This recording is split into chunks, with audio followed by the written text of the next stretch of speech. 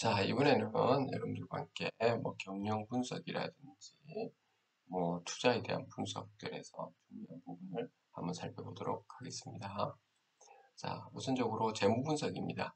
재무를 분석할 때 수익성, 안전성, 생산성, 성장성을 보죠.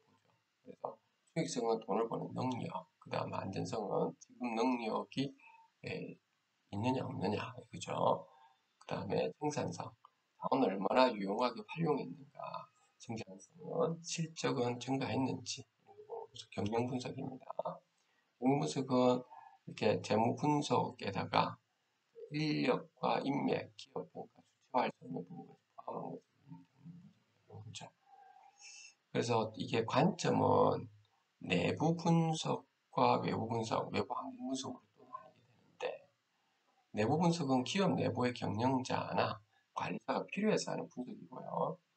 외부 분석 같은 경우는 기업에 관련된 외부 이해자가 기업이 공개한 재무제표를 바탕으로 실시하는 분석이죠.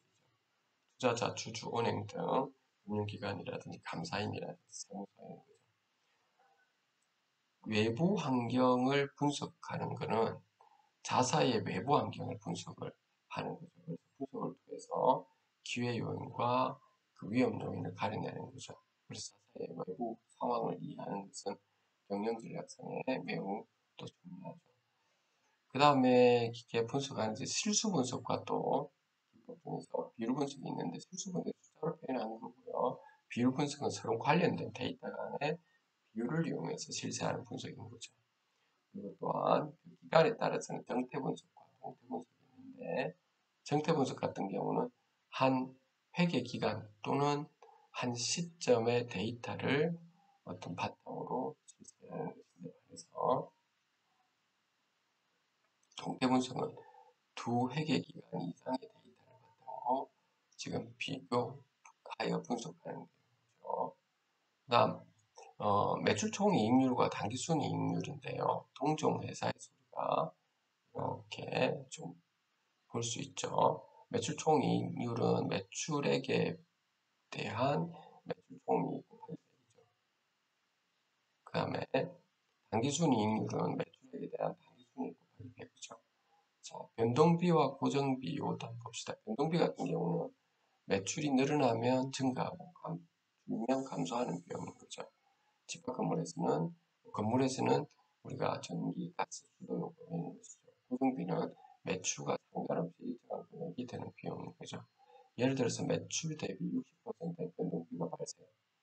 그럼 매출이 1천억이면 변동비는 600억이 발생하는 거죠.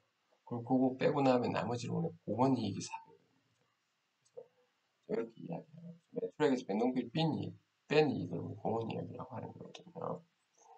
자, 그 다음에 손익분기점 매출액이라고 해서 예를 들어서 그 매출액이 100억인데 변동비는 매출액이 60%인 60억이라 다면 공원이익을 빼면 40억이 되죠.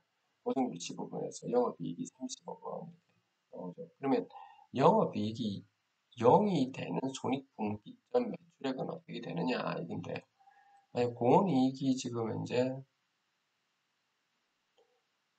공원이익 자체가 10억 원이면 발생하죠. 그러면 영업이익이 제로가 되니까요. 그러면 공원 이익률이 우리가 10%인 경우에 발생하는 거죠. 그래서 변동비가 매출액의 90%인 90억이면 지금 발생한다고 이렇게 할 수 있죠. 그래서 간익, 손익, 분기점 매출액은 보통은 매출 총이익을 공원이익률로 일반적으로 간주하고 판매비와 관리비 빼기 영업외 수익, 그다음 영업외 비용을 더해서 고정비가 이렇게 하는 거죠. 자, 이번에는 이제 ROE하고 ROA인데 ROE 같은 경우는 그 리턴은 액티브인데 순자산을 이야기합니다. 그래서 주주의 자본을 얼마나 효율적으로 사용하고 있는가를 보는 지표가 되죠. 그래서 자기 자본 대비 단기순이익이 어떻게 되느냐. 단점은 조달 원천을 타인 자본에 의존해도 비율이 커지는 경우가 있다는 거죠. 그래서 투자 대비 수익률로 업종 간에 비교할 때도 이용할 수도 있죠. 투자자나 주주가 중시하는 지표죠. ROA 같은 경우는 Return on Assets인데, Assets는 우리가 이 부분이 우리가 자산이 되는 거죠. 그래서 총 자산을 이용해서 이익을 얼마나 올리는가 하는 거죠. 그래서 조달 원천을 바탕으로 총 자산을 이용해서 이익을 얼마나 올리는가 하는 것이므로 업종에 따라서 기준이 다르므로 타 업종 간 비교에는 부적합하고요. 같은 업종 간에 보는 거죠. 경영자나 채권자가 좀 중시하는 지표가 되는 거죠. 유동 비율하고 당좌 비율이 있는데, 유동 비율은 1년 이내에 갚아야 하는 유동부채죠. 유동부채를 유동자산으로 지급하는 능력이죠. 그래서 그 유동자산 나누기 유동부채 곱하기 100이 되는 거죠. 보통 150% 이상인 상태가 좀 바람직하다는 거죠.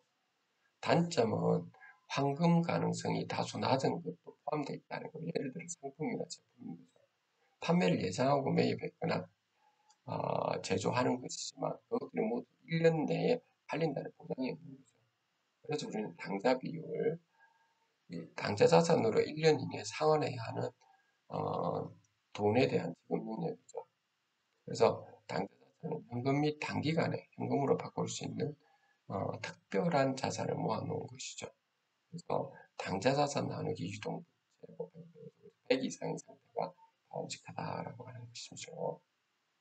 그 다음으로 생산 등하고 그 성장성인데, 생산성은 투입된 경영 자원에서 얼마나 많은 것을 만들어낼 수 있는지에 대한 분석입니다.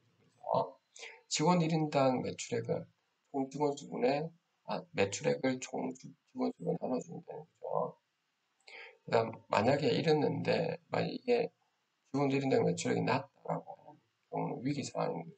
정리해고를 하든 그렇지 않다면 종업원의 능력을 향상시키든지 사무 업무를 줄이고 그만큼 영업으로 배수시킨다든지 불필요한 그 회의를 줄이고 주요 거래처 방문 시간을 늘린다든지 생산성이 낮은 부서와 상품을 좀 정리한다든지 인기 상품 판매에 주력을 해야 되겠죠. 그 성장성은 단연간의 데이터로 성장 정도를 분석하는 거죠.